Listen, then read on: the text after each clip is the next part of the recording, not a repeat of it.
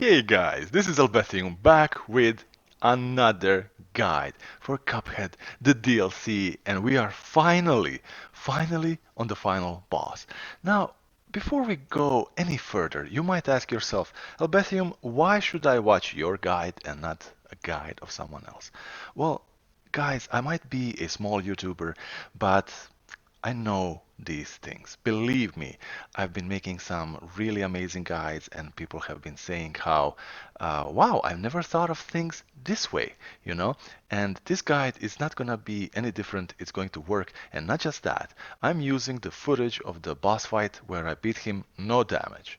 So if I can pull this off no damage, you better believe it that you can at least beat him, if not more. So, with that being said, this is an absolutely sublime boss fight, yet again. It's an utter joy to play, but let us go into the guide. So, from the very beginning, one thing that is very apparent on this guide is pay attention to what he is also doing in the background. Okay, so whatever he is preparing in the background, that is going to be the next attack that is coming. So it kind of gives you a little heads up. Okay, one thing that I specifically want to give you another heads up is the lime. Okay, so you see, this is a little bit tricky. These ones, you can see by the shadow on the table that they are a little bit floating above. This means you can duck. I recommend you that you always decide to jump over it, because if you go under, there is always gonna be another one flying right underneath, and it's going to sandwich you between the two. You will get hit. And this is just counting these two pieces of lime. There might be God knows what else flying in your direction. There are little strawberries. They kind of follow one simple direction over the screen, and they are not exactly that hard to dodge. The only thing that you really kind of have to pay attention to is this little flame in the middle. It never really goes away from the middle, and that is exactly where I would recommend that you spend the majority of this fight. We go now to the phase 2. This one might be seemingly a little bit tricky, but it is deceptively simple. It is very simple. Here is the thing. It's such a part of the fight where there are so many things moving. It's trying to confuse your senses. Do not try to look at everything all at once. Focus where you are, and peripheral vision can do wonders. Do not make your eyes dart around the screen following every single thing that is moving, because that is a recipe for disaster. Just focus and relax as well. So here you basically need to shoot these pepper shakers, and they are all going to be flying towards his face, and after a certain time he is going to be dead. Now, these pepper shakers that are on the floor, there are four of them. One is not in the shot right now. They make this like sneezing, coughing attack, and one of these little things flies out. Along the floor here, most of the times you can duck underneath. Okay, and he is also gonna make this attack. I can only assume this is basil, you know, that plant for cooking. Doesn't matter, I digress. He's gonna be chucking that. It's very slow to descend, as you are going to see. Now, this looks like utter chaos, but it is absolutely simple.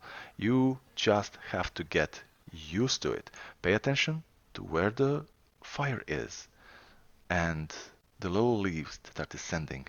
Everything else is just easy to counter, but it's going to take a little bit of practice.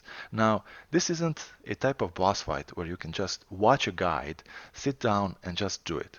This is going to take a commitment on your behalf, where you are gonna have to get a feeling for the boss fight, start paying attention and implementing the things that I'm telling you to implement, and then it's all going to come together, I guarantee it.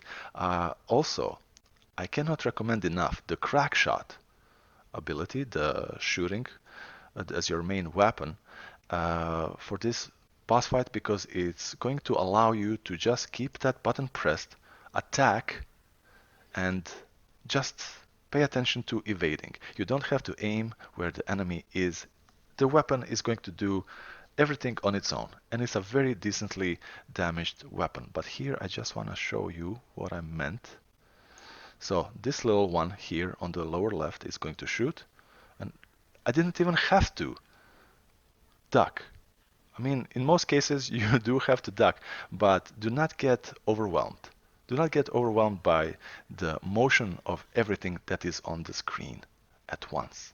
Now, we proceed to the phase 3. And before we do this, I would recommend that you absolutely do use the smoke bomb. I know it's tempting to have 5 HP instead of 3, but believe me, you are going to lose a lot more HP without the smoke bomb and the absolute edge, the advantage that it gives you. It's the best defensive ability in the game. Now, phase 3. Here, in the very beginning, pay attention because the game, and this is something I learned the hard way myself, you can be falling down and this little thing here can be right underneath you. So maybe make a dodge left or right if you can see it that fast. If not, no problem. But from the very beginning of this phase, go to one side. That little thing that he made in the background, it's going to fall exactly where you are. So give it a small little window of waiting before you make your move, like this. Okay? And keep dodging underneath it. It's going to go on the other side. It doesn't have a lot of health, which is absolutely fantastic. Unload on it like that, hit it a few times, and it's done. This is crucial now. At this point, you might feel exhilarated, especially if this is your first time reaching this stage of the fight. Do not lose your focus, do not lose your calm. This is just a video game. It doesn't cost you anything if you try again. If you lose and try again, no one's going to make fun of you. You don't have to pay anything. You are not losing anything. Just be calm. You are in control.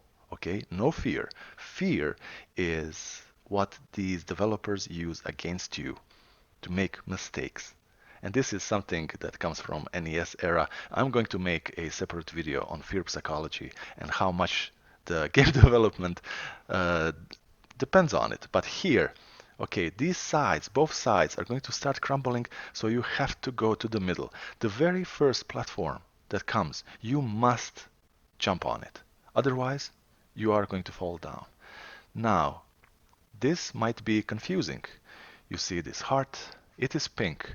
You might think, okay, so what is this? Do I have to climb upwards, evading the pitfall, and at the same time parrying this enemy? Because the game has conditioned us in a way to think that, okay, everything that is pink should be parried. So you don't really attack what is pink.